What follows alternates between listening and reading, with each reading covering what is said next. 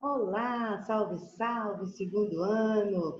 Estamos trabalhando na semana 2, né, do PET 7. Estamos trabalhando com o tema tópico deslocamentos populacionais no Brasil. E a habilidade que nós queremos desenvolver é exatamente reconhecer as razões que promovem o fenômeno das migrações no Brasil. E logo no primeiro ponto do texto, nós temos já essas razões, né? Os aspectos econômicos, eles sempre impulsionaram as migrações internas. E nós temos que no século XVII, século XVIII, né, uma intensa busca por metais preciosos, né, que foi responsável pelo deslocamento de diversas pessoas, fluxos migratórios com destino a Goiás, ao Mato Grosso e principalmente com destino a Minas Gerais. Logo em seguida, em segundo lugar, nós temos aqui a expansão do café. A expansão do café ocorreu no interior paulista e atraiu milhares de imigrantes, né? Em especial nordestinos. E aí nós chegamos no século XX, como um segundo parágrafo apresenta para vocês, e nesse século XX nós temos uma produção capitalista, né, e espaços que vai criar espaços privilegiados para a instalação de indústrias no território brasileiro. Então, eu citei para vocês aqui 3 atividades econômicas: a busca por metais preciosos, a expansão do café e a instalação de indústrias no território brasileiro. Então, são atividades econômicas que, historicamente, vão gerar esses processos migratórios no território brasileiro. Muito bem, meus queridos, mas falando um pouquinho sobre a questão da indústria, da instalação de indústrias no Brasil, esse fato ele vai promover a centralização dessas atividades numa região do nosso país. E essa região está em destaque aqui para vocês, em rosa, né? Que é a região sudeste do Brasil, onde nós vamos ter, então, o estado de São Paulo, né, o Rio de Janeiro, Minas Gerais e Espírito Santo. Um destaque para o estado de São Paulo, que chegou aí ao patamar do estado que tem o maior parque industrial da América Latina. Mas isso trouxe consequências, e quais as consequências nós podemos destacar? Então, o texto diz o seguinte: como consequência desse processo, milhares de brasileiros de todas as regiões se deslocaram para as cidades do Sudeste, principalmente para São Paulo. Mas nós temos também uma outra consequência, e essa outra consequência está em destaque aqui, que é a questão do êxodo rural, a saída das pessoas do campo para a cidade, o esvaziamento do campo, porque as pessoas vinham para as cidades em busca de melhores condições de vida, em busca de trabalhos e salários, né, esvaziando assim o campo. E essa modalidade de imigração, o êxodo rural, ela se intensificou nas últimas 5 décadas, né? Pois as políticas econômicas, elas favorecem os grandes latifundiários. Elas sempre favoreceram os grandes latifundiários, como, por exemplo, empréstimos bancários, né? E aí houve o processo da mecanização das atividades agrícolas em substituição a essa mão de obra. E logo em seguida, ainda temos a seguinte informação, que a região sudeste, que historicamente recebeu o maior número de imigrantes, tem apresentado um declínio nesse processo de migração. E a consequência disso, qual é? Por que as migrações elas, se declinaram na região sudeste do Brasil? Porque houve um processo de estagnação econômica e de aumento do desemprego na região. Então, nesse sentido, ocorreu a primeira mudança, uma mudança, né, no cenário nacional desses fluxos migratórios. E agora nós temos um novo direcionamento, onde a região centro-oeste passou a ser, então, o principal destino. Agora, observem a nossa charge, né? Essa charge, ela vem exatamente reforçar essa ideia aí do êxodo rural, né? O homem deixando o campo, né, e saindo, então, indo em direção à cidade. O segundo ponto do texto, ele traz sobre os fatores que influenciam as mudanças nos fluxos migratórios internos. O primeiro fator, veja, o desenvolvimento econômico de outras regiões. Se antes nós tínhamos uma concentração industrial na região sudeste, e agora, por uma questão de problemas econômicos e desemprego, nós temos um desvio desses movimentos migratórios, outras regiões vão servir de atrativo, então. E agora, na região centro-oeste do Brasil, nós temos a inauguração de Brasília, e essa ocupação, né, de muitos brasileiros nas atividades ligadas à inauguração de Brasília vai, então, trazer um novo direcionamento desse fluxo migratório. E, posteriormente, também o avanço do agronegócio, né, também vai ser responsável pela mudança desses fluxos migratórios. Já a região norte do Brasil passou a atrair, né, migrantes a partir de qual atividade? A partir da abertura de estradas como Belém-Brasília e da criação da Zona Franca de Manaus. Então, nós estamos falando de duas regiões do Brasil, né, que é a região centro-oeste do Brasil, que se tornou atrativa, né, atraiu imigrantes por causa da inauguração de Brasília e do avanço do agronegócio, e a região norte do Brasil, que também se tornou atrativa por causa da construção da estrada Belém-Brasília e da criação da Zona Franca de Manaus. Muito bem, esse é o primeiro fator influenciador da mudança desses fluxos. O segundo fator que vai influenciar está aqui em verde, que é a desconcentração industrial. Então, vejam, a partir dos anos de 1990, políticas de isenção de impostos e doação de terrenos também, feitas por estados e municípios, acabaram atraindo as empresas para diferentes regiões.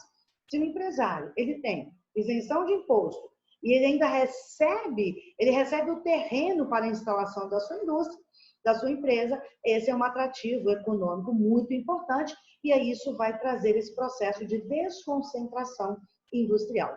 Consequentemente, a ampliação da mão de obra, né, ou melhor, a ampliação da oferta de emprego nesses locais impulsionou o recebimento de migrantes. Então, uma mão de obra que vai se direcionar para outras regiões do país.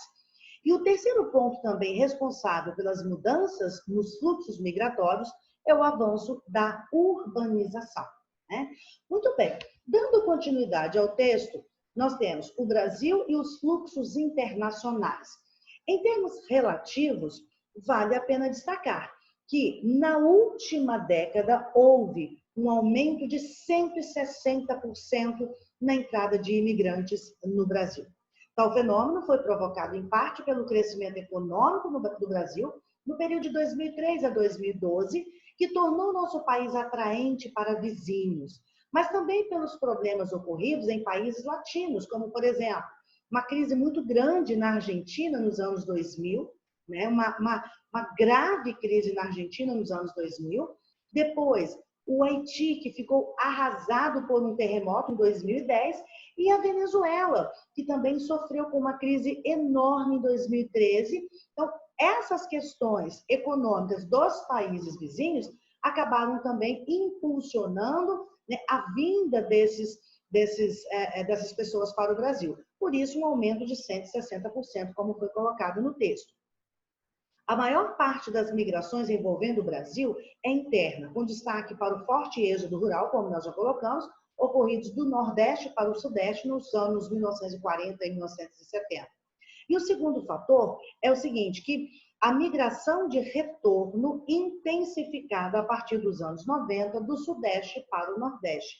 É o momento que os nordestinos estão, então, retornando para a sua região. Há uma desconcentração, né, uma desconcentração industrial e isso gera outros fatores importantes, como esse retorno também de povos para suas regiões de origem. Outros dois fluxos internos importantes são a transumância e o movimento pendular. São movimentos migratórios de caráter temporário.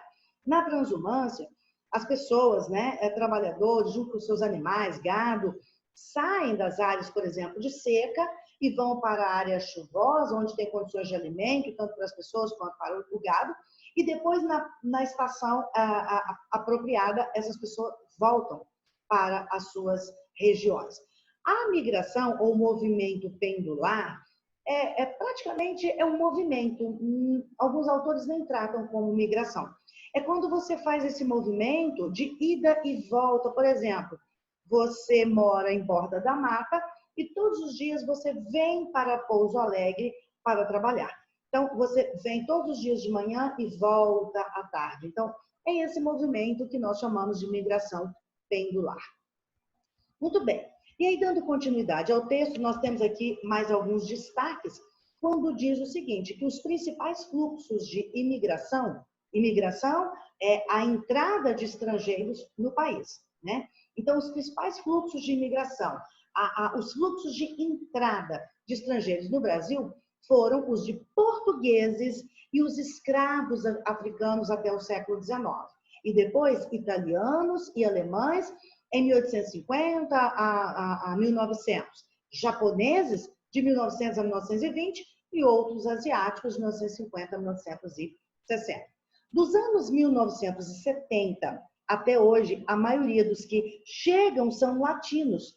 E quais povos latinos nós podemos destacar? São os bolivianos e os haitianos, que desembarcaram no Brasil em busca de oportunidades. Vale destacar que muitos entram ilegalmente e acabam se tornando vulneráveis a exploradores de mão de obra, engrossando as estatísticas de trabalho escravo no nosso país. Muitas pessoas utilizam a mão de obra de bolivianos e haitianos, né, de uma forma análoga à escravidão. E isso já é fato comprovado no nosso país. Terrível, né? Muito bem.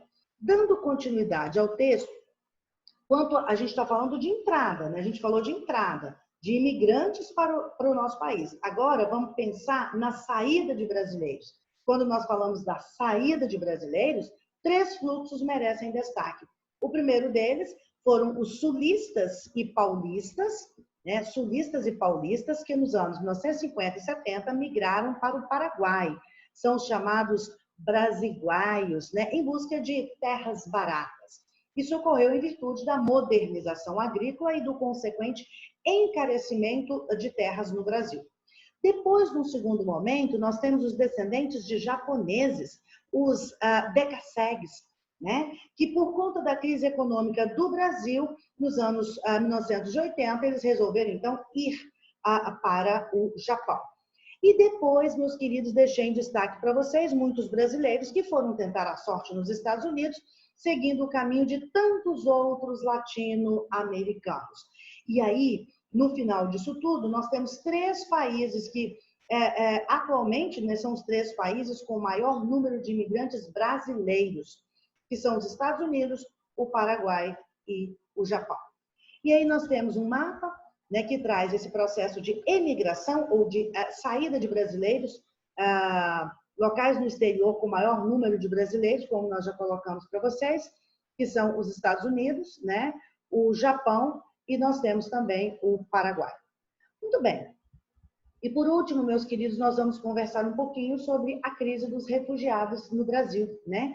O Brasil é um país tradicionalmente aberto aos refugiados e projeta uma imagem de país tolerante no mundo. Muito bem.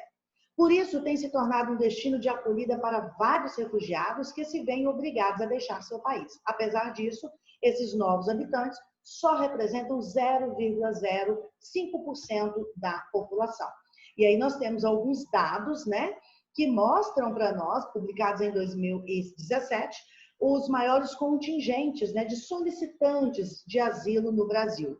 Então, nós temos 22,7% desses solicitantes são sírios, 14% de angolanos, 10,9% de colombianos, 10,4% de congoleses e libaneses, 5,1%.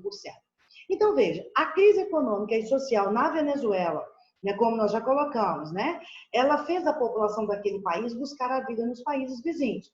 E dados da Organização Internacional para Migrações, Agência das Nações Unidas para Migrações, revelam que o Brasil recebeu cerca de 30 mil venezuelanos nos anos de 2015 a 2018. Então, grande parte dos venezuelanos, porém, não são considerados refugiados, e sim são considerados imigrantes. Aproximadamente 8,3%, né, de venezuelanos pediram asilo no ano de 2017, conforme o Ministério da Justiça. como o Brasil atravessa sua própria crise política e econômica, teme-se que a xenofobia cresça no país.